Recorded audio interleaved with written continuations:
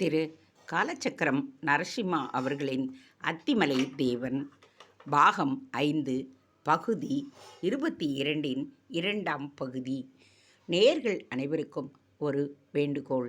என்னுடைய 22ஆம் பகுதியில் 23ஆம் பகுதிக்கும் இடையில் ஒரு பகுதி அப்லோட் பண்ணும் பொழுது ஏதோ தவறுதலினால் விடுபட்டு விட்டது.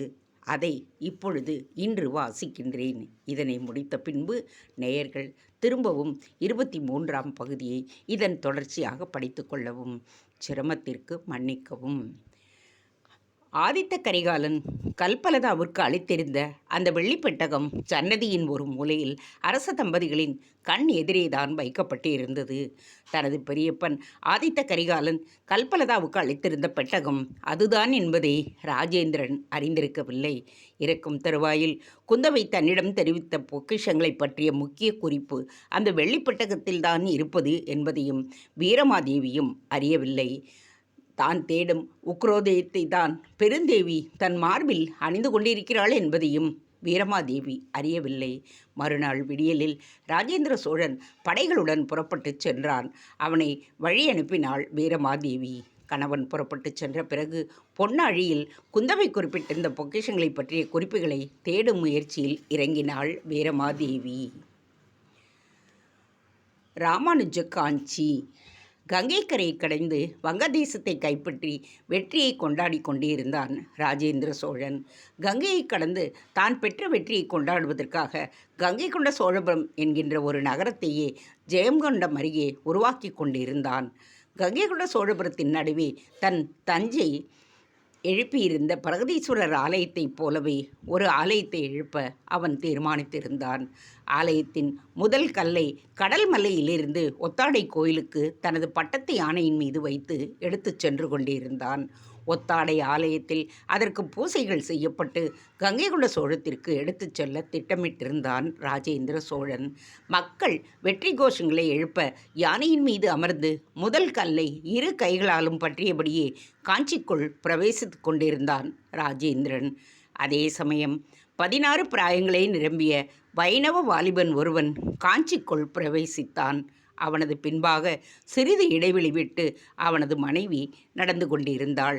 ராஜேந்திரனின் படைகளை நோக்கியபடியே அந்த வாலிபன் அத்திமலை தேவரின் ஆலயத்தை நோக்கி நடக்க மன்னனையோ அவனது படைகளையோ சிறிதும் லட்சியம் செய்யாமல் தனக்கு முன்பாக சென்று கொண்டிருந்த தன் கணவனையே வெறித்து பார்த்தபடி நடந்தாள் அவள். அந்த வாலிபனை காட்டிலும் நாம் எல்லாம் அவனது மனைவிக்குத்தான் மிகவும் கடமைப்பட்டிருக்கிறோம். அவள்தான் மாபெரும் தியாகத்தை செய்து தன் கணவனை பாரத தேசத்திற்காக அர்ப்பணிக்கப் போகின்றாள். அந்த பெண்ணின் பெயர் ரக்ஷா என்கின்ற தஞ்சம்மாள். அவளது கணவனின் பெயரை குறிப்பிட்டால் அனைவருக்கும் உடனே புரியும். அந்த வைணவ வாலிபனின் பெயர் இளையாழ்வார் என்கின்ற லக்ஷ்மணமுனி. வருங்காலத்தில் விசிஷ்டாத்வைதத்தை நிலைநாட்டிய ராமானுஜாச்சாரியாராக திகழப் போகிறவன்தான் அந்த வாலிபன். நாதன் அத்திமலையானை மீட்பதற்கு இனி மன்னர்களை நம்பி பிரயோஜனமில்லை, ஆச்சாரியார்களையாவது நம்புவோம் என்பது போல் இளையாழ்வாரின் வருகைக்காக காத்து கொண்டிருந்தாள் பெருந்தேவி தாயார். தானே தோன்றிய சிலை. கிபி 1033. வேங்கடமலையைச் சுற்றிலும் பரந்திருந்த காடுகளில் ஆங்காங்கே சிதறி கிடந்த கிராமங்களில் இரு குன்றுகளுக்கு இடையே அமைந்திருந்தது திருமங்கைபுரம். அதுதான் தற்போதைய திருச்சானூர். திருவேங்கடவனையும் அவனது மனைவி அலர்மேல் மங்கையையும் தவிர வேறு யாரும் எதுவுமே அறியாதவர்களை வசிக்கும் கிராமம். கிராமத்தின் மையத்தில் சிறு ஆலயத்தில் கோயில் கொண்டிருந்தாள் அலர்மேல் மங்கை. உயர்ந்த மலையில் கணவனை ஏற்றி வையமெல்லாம் அவன் புகழ் பாடுவதை செவிகுளிர கேட்டு கண்மலர பெருமிதத்துடன் கண்டு கொண்டே இருந்தாள். மங்கைபுர ஆலயத்தின் எதிரே அழகான வீதி. அதில் குடிகொண்டிருந்த வைணவர்களின் வரிசையான மனைகளில் செம்மண் கலவி பூசியிருந்த இரு பெரிய திண்ணைகளை கொண்ட மனை கோனேரி வராக சுவாமிக்கு உரியது. அவர்தான் மங்கைபுர ஆலயத்தின் நிர்வாகத்தை கவனித்து கொண்டிருந்தவர். ஆலய பணிகளை முடித்து கொண்டு இன்னும் அவர் தன் மனைக்கு திரும்பவில்லை.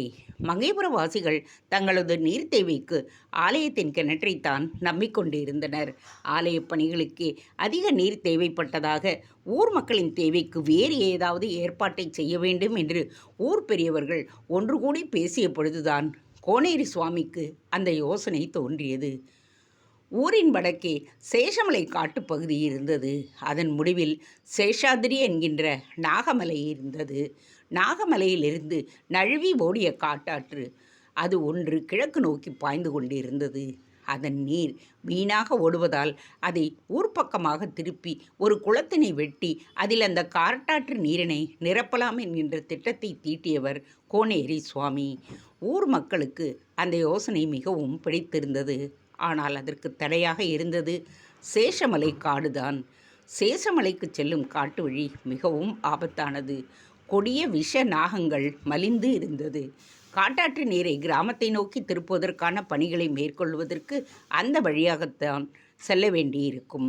வழியெங்கும் ஊர்ந்து கொண்டிருக்கும் நாகங்களிடம் கடிபடாமல் எப்படி சேஷமலைக்கு போவது என்பதுதான் கிராமத்து மக்களின் முன்பாக நின்ற பெரிய பிரச்சனை. நாக பூஜை ஒன்றை செய்துவிட்டு பணிகளை துவங்குவோம் என்று பெரியவர் ஒருவர் யோசனை கூறினார். நாகப்பூஜை செய்துவிட்டு பணிகளை துவக்கினர். நாகப்பூஜை செய்துவிட்டதால் நாகங்களின் பிரச்சனை தீர்ந்தது என்று ஊர் மக்கள் நினைத்துவிட்டாலும் கோனேரி சுவாமிகள் அப்படி நினைக்கவில்லை. திருமலையிலிருந்து மிகவும் திறமையான பாம்புக்கடி வைத்தியர் ஒருவரை வரவழைத்து பணியாளர்களோடு அவரையும் சேஷமலைக்கு அனுப்பி வைத்தார். அவரது பணியே பாம்பு தீண்டியவர்களை சிகிச்சை செய்து காப்பாற்றுவதுதான். அந்த வைத்தியரும் பன்னகப்பச்சை என்கின்ற மூலிகையை கை நிறைய பறித்து கொண்டு அவர்களுடன் செல்வார். பன்னகப்பச்சை என்பது நாகங்களை அப்பால் நிறுத்திவிடும். கருடனின் உடலிலிருந்து வீசும் வாசம் இந்த மூலிகையிலும் வீசும் என்பதால் அது மூலிகை சித்தர்களின் வாதம். அது உண்மையோ இல்லையோ, வைத்தியர்கள் இந்த மூலிகையை பாம்பு கடிக்கும் மருந்தாக உபயோகித்து வந்தார்கள். இந்த இலைகளை காற்றில் அசைத்தால் நாகங்கள் விலகி போய்விடுவது கண்கூடாக காண்பது. சேஷமலை காட்டாற்று நீரை நிரப்ப மங்கைபுர ஆலயத்திற்கு பின்பாக குளம் ஒன்று வெட்டப்பட்டது. காட்டு வழியே சென்று சேஷமலையிலிருந்து நீரோடை ஒன்றை அமைக்கும் பணியை துவக்கினர். பெரிய பள்ளம் ஒன்றை அமைத்து காட்டாறு அதற்குள் பாய்ந்து அந்த பள்ளத்திலிருந்து ஓடையாக தொடர வேண்டும் என்கின்ற எண்ணத்துடன் ஆழமான பள்ளம் ஒன்றை கிராமத்து மக்கள் தோண்டி கொண்டிருந்த பொழுதுதான் நங் என்கிற சத்தம் கேட்டது. பள்ளத்தை தோண்டிக் கொண்டிருந்தவர்கள் திகைப்புடன் பணியை நிறுத்தினர். மிகவும் கவனத்துடன் தொடர்ந்து தோண்டுங்கள் என்று கோனேரி சுவாமி எச்சரிக்கை விட அந்த பகுதியை மிகவும் கவனத்துடன் தோண்டினர். அழகிய வேங்கடவனின் கற்சிலை ஒன்று அந்த பள்ளத்திலிருந்து வெளிப்பட்டது. 5 அடிக்கு நீண்டிருந்த அந்த சிலையில் கை வழக்கமாக கீழ்நோக்கி வைக்கப்படாமல் அபயஹஸ்தமாக காட்சி தந்தது. அந்த சிலையை பள்ளத்திலிருந்து எடுத்து அருகே ஒரு மணல் மேட்டில் நிறுத்தினர். தானாக திடீரென்று பிரசன்னமாகிய அந்த பெருமாள் சிலைக்கு பிரசன்ன வெங்கடேசன் என்று பெயரிட்டார் கோனேரி சுவாமி. தற்பொழுது இந்த சிலைதான் ஸ்ரீ பிரசன்ன வெங்கடேஸ்வர சுவாமியாக திருப்பதியின் அருகே காட்சி தருகின்றார். சித்தூர் மாவட்டத்தில் திருப்பதியிலிருந்து 16 கிலோமீட்டர் தொலைவில் அப்ளைக்குண்டா என்கின்ற இடத்தில் இந்த ஆலயம் உள்ளது. அபயஹஸ்தத்துடன் காணப்படும் இந்த சிறிய ஆலயத்தை கிபி 1732 ஸ்ரீ வேங்கட பெருமாள் ராஜு பிரம்மஸ்மகரன் எனும் அரசன் பெரிதாக எழுப்பினான். 1988 வருடம் திருமலை திருப்பதி தேவஸ்தானம் இந்த ஆலயத்தை தன் வசப்படுத்தி கொண்டு விட்டது. தானாக திடீரென்று பிரசன்னமாகிய அந்த பெருமாள் சிலைக்கு பிரசன்ன வெங்கடேசன் என்று பெயரிட்டார் கோனேரி சுவாமி. திடீரென்று தானாக தோன்றி பிரசன்ன வெங்கடேசனுக்கு பூஜைகளை செய்துவிட்டு அன்றைய பணிகளை நிறுத்தி கொண்டு அவனை பற்றி சிலாகித்து பேசியபடியே ஊர் மக்கள் தங்கள் தங்கள் வீடுகளுக்கு திரும்பினர். நல்ல சகுனம் தோன்றியது. இன்று நாங்கள் தோண்டிய பள்ளத்திலிருந்து வேங்கடவன் பிரசன்னமானான். அவனது 5 அடி சிலையை அங்கே சேஷமலையின் அடியில் நிற்க வைத்திருக்கின்றோம். விரைவில் அவனை கிராமத்திற்கு கொண்டு வந்து ஒரு சிறு ஆலயம் கட்ட வேண்டும். கோனேரி சுவாமியின் இல்ல வாசலில் பெரிய திண்ணையில் அமர்ந்தபடியே ஊர் பெரியவர்கள் இப்படி பேசிக்கொண்டிருக்க, உள்ளே மறுநாள் ஆராதனைக்காக பழமல்லிகளை சரமாக தொடுத்து கொண்டிருந்த ரக்ஷாவின் கைகள் சட்டென்று நின்றன. தன் செவிகளில் கூர்மை செய்து வாசல் திண்ணையில் அமர்ந்தபடி பெரியவர்கள் பேசுவதை உள்வாங்கிக் கொண்டிருந்தாள். வேங்கடவன் சிலை கிடைத்திருக்கிறதாமே, அபூர்வமாக அபயஹஸ்தத்துடன் காட்சியளிக்கின்றானாமே, நாமும் போய் பார்த்தால் என்ன? அவசரமாக மிகுதி பூக்களை தொடுத்தவள் அதை ஈரத்துணியில் சுற்றி மண்பானையில் வைத்துவிட்டு வாசல் பக்கமாக விரைந்தாள். இவள் வாசலுக்கு போவதற்கும் பெரியவர்களின் கூட்டம் முடிவதற்கும் சரியாக இருந்தது. அப்பா, அந்த வேங்கடவன் சிலையை தரிசிக்க வேண்டும், பார்த்துவிட்டு ஓடோடி வந்து விடுகின்றேன் என்று இறைஞ்சலுடன் அவரை நோக்கினாள் ரக்ஷா. வேண்டாம் தஞ்சம்மா. அவரது தாயாரின் பெயர் தஞ்சம்மா. அதையே மகளுக்கும் கோனேரி வைத்திருந்தார். தன் தாயின் பெயரை மனைவி வேங்கடி அழைக்க முடியாதே என்பதற்காக மகளுக்கு ரக்ஷா என்றும் பெயர் வைத்தார் கோனேரி சுவாமி. ரக்ஷாவின் கோரிக்கை உள்ளே அடுக்கலையிலிருந்து வெளியே வந்த வேங்கடிக்கும் கேட்டிருக்கும்.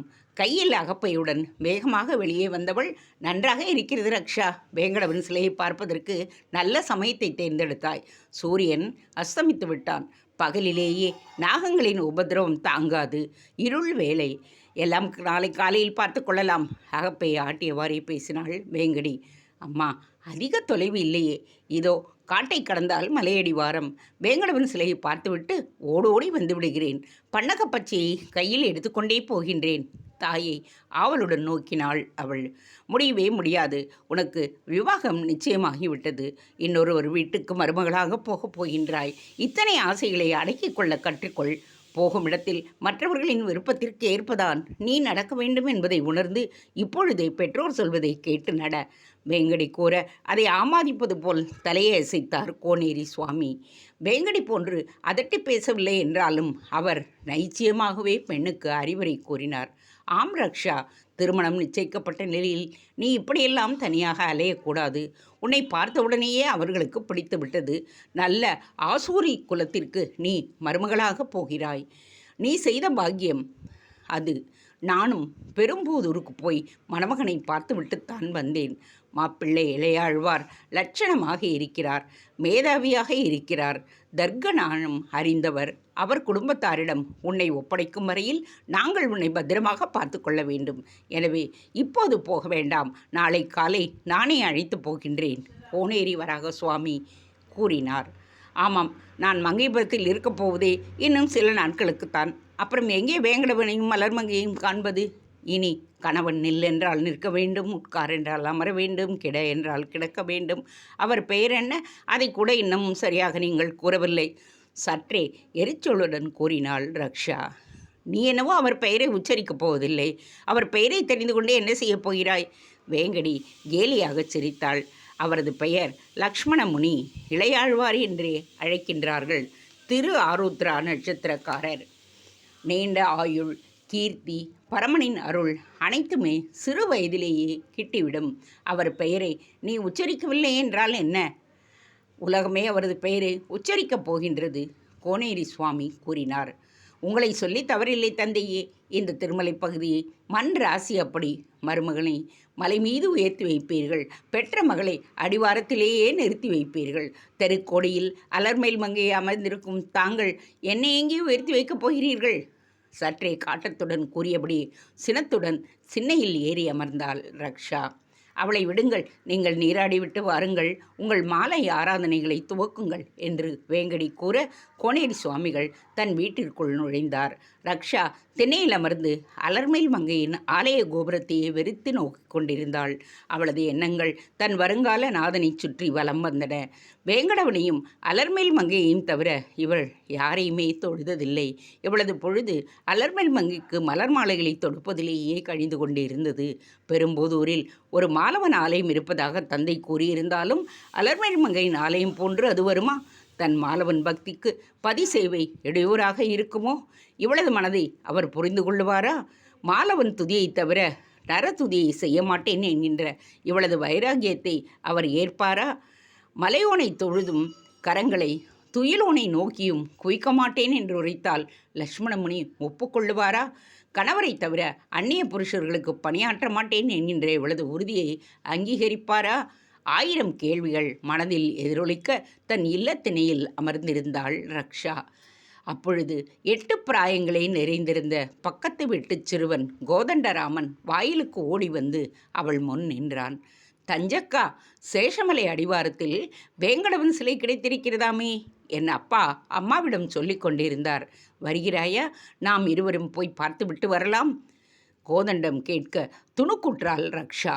அதுவரை தன்னை வேங்கடவனை காண அனுமதிக்காத பெற்றோரிடம் எரிமலையாக வெடித்தவள் அந்த 8 வயது பாலகன் வேங்கடவனை காண வேண்டும் என்கின்ற ஆவலை வெளிப்படுத்தியவுடன் எச்சரிக்கை அடைந்தாள். கோதண்டராமனை அவளது பெற்றோர்கள் தவமிருந்து பெற்றிருந்தனர். திருமணமாகி 12 ஆண்டுகளுக்கு மேல் ஆகியும் பிள்ளை வரம் கிட்டாமல் ஒரு மண்டலம் திருமலைக்கு ஏறி அவனிடம் மடிப்பிச்சை கேட்டு நீண்ட போராட்டங்களுக்கு பிறகு பிறந்த ஒரே மகன் கோதண்டராமன். அவன் கர்ப்பத்தை தாங்கக்கூடிய வலு அவன் தாயின் கர்ப்பப்பைக்கு இல்லை என்பது தெரிந்திருந்தும் நான் இறந்தாலும் பரவாயில்லை, மலடியாக சாக விரும்பவில்லை என்கின்ற உறுதியுடன் தன் உயிரை பணயம் வைத்து பெற்ற மகன் அவன். ரக்ஷாவை தவிர வேறு யாரையும் அவனை அண்டவிடுவதில்லை அவளது பெற்றோர். கண்ணின் கருமணியாக தங்களது குழந்தையை அவர்கள் வளர்க்க நாகங்கள் தெரியும் காட்டுப்பாதையின் வழியாக இருள் படர்ந்து வரும் இந்த சமயத்தில் அழைத்து போக அவள் விரும்புவாளா என்ன? இப்போது வேண்டாம் கோதண்டம், நாளை காலை போகலாம், ரக்ஷா கூறினாள். இதோ பார் தஞ்சக்கா, பை நிறைய பன்னகப்பச்சை இலைகளை வைத்திருக்கின்றேன். நாகங்கள் அருகேயே வராது, போய் பார்த்துவிட்டு வந்து விடலாம் வா. கோதண்டம் கெஞ்ச ரக்ஷா தலையசைத்து மறுத்தாள். வேண்டாம் ராமா, எனது பெற்றோர் என்னை போகக்கூடாது என்று சொல்லிவிட்டார்கள், நான் வரவில்லை, ரக்ஷா கூறினாள். அப்படியென்றால் நான் போகிறேன் என்றபடியே அவன் நகர திடுக்கிட்டு போன ரக்ஷா அவனை தடுப்பதற்காக திண்ணையிலிருந்து குதித்தாள். சிட்டாக பறந்து சென்ற கோதண்டத்தின் பின்பாக அவள் விரைந்தாள். ராமா இரு, ஓடாதே, நானும் உன்னிடம் வருகிறேன். ரக்ஷா அலறியபடியே அந்த சிறுவனின் பின்பாக ஓடினாள். காட்டின் எல்லை வரை ஓடி அதன் பிறகே கோதண்டராமன் நின்றான். ரக்ஷாவும் யோசித்தாள். எப்படியும் இவளது தந்தை ஆராதனை முடித்து சுந்தரகாண்டம், பாகவதம், பகவத்கீதை மற்றும் விஷ்ணு சகசிரநாமம் ஆகியவற்றை பாராயணம் செய்து முடிக்க தாமதமாகும். அதற்குள் வேங்கடவன் சிலையை பார்த்துவிட்டு வந்துவிடலாம் என்கின்ற எண்ணத்தில் கோதண்டராமனுடன் காட்டு வழியே நடந்தாள். கோதண்டராமன் தன் கையில் இருந்த பன்னகப்பச்சை இலைகளை ஆட்டிக்கொண்டே வர வழியில் ஊர்ந்து கொண்டிருந்த நாகங்கள் அப்பால் விலகின. விரைவாக நடந்தவர்கள் சேஷமலையின் அடிவாரத்தை அடைய அங்கே மணல் மேட்டில் நின்ற வேங்கடவனின் சிலை அவர்கள் கண்ணில் பட்டது. பரவசத்துடன் அதை தொழுது சுற்றி வந்து சிலையை வருடி கண்களில் ஒற்றிக்கொண்டு தங்களது ஆவல் தீர வேங்கடவனுடன் பொழுதை கழித்தனர். ராமா, போதும் வேங்கடவனுடன் சீராடியது, தாமதமாகிவிடப் போகிறது, அகத்திற்கு போகலாம் வா என்றபடியே இருவரும் புறப்பட்டனர். காட்டு வழியில் மீண்டும் நுழைந்ததும் தான் ஐயையோ என்று அலறினான் ராமன். என்ன கண்ணா, வியப்புடன் கேட்டாள் ரக்ஷா.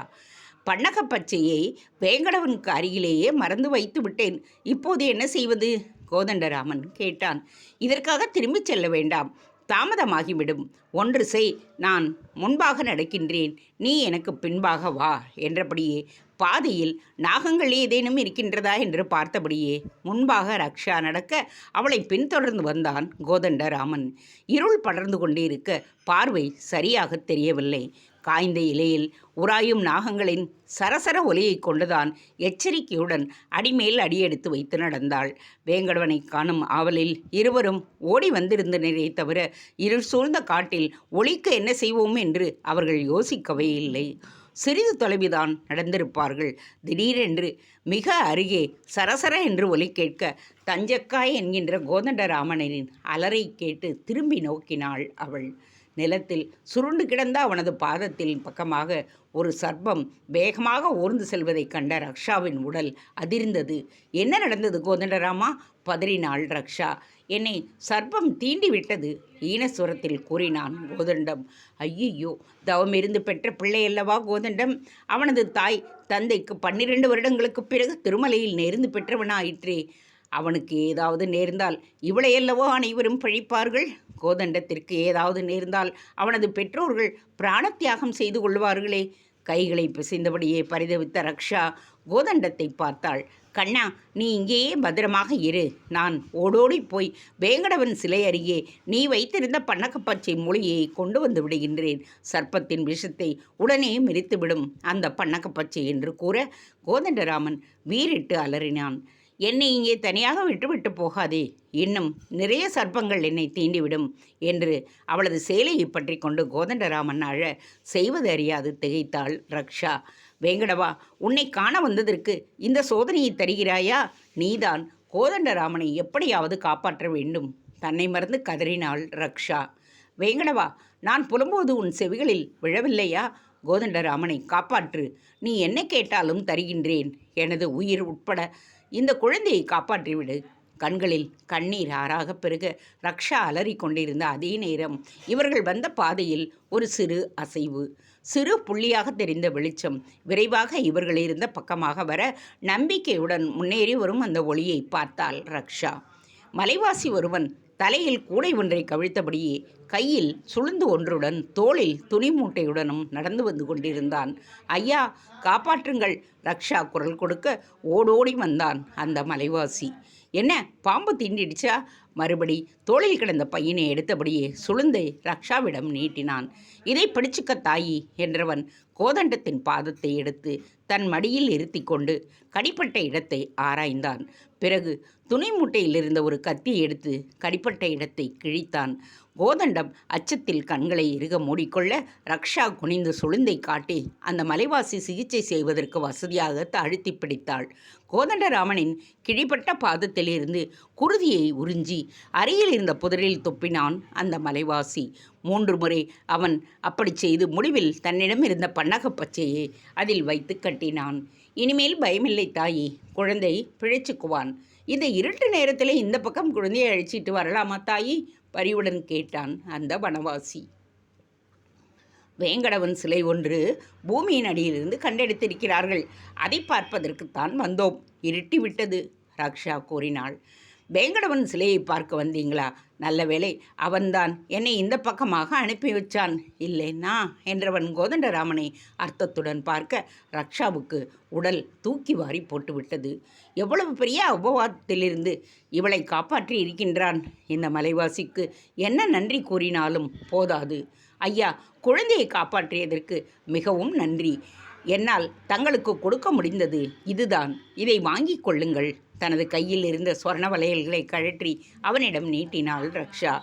அவளுக்கு திருமணம் நிச்சயமானதும் அவள் மீது தந்தை கோனேரி சுவாமி அவளுக்கு புதிய வளையல்களை வாங்கி அணிவித்து விட்டார். மணப்பெண் அல்லவா?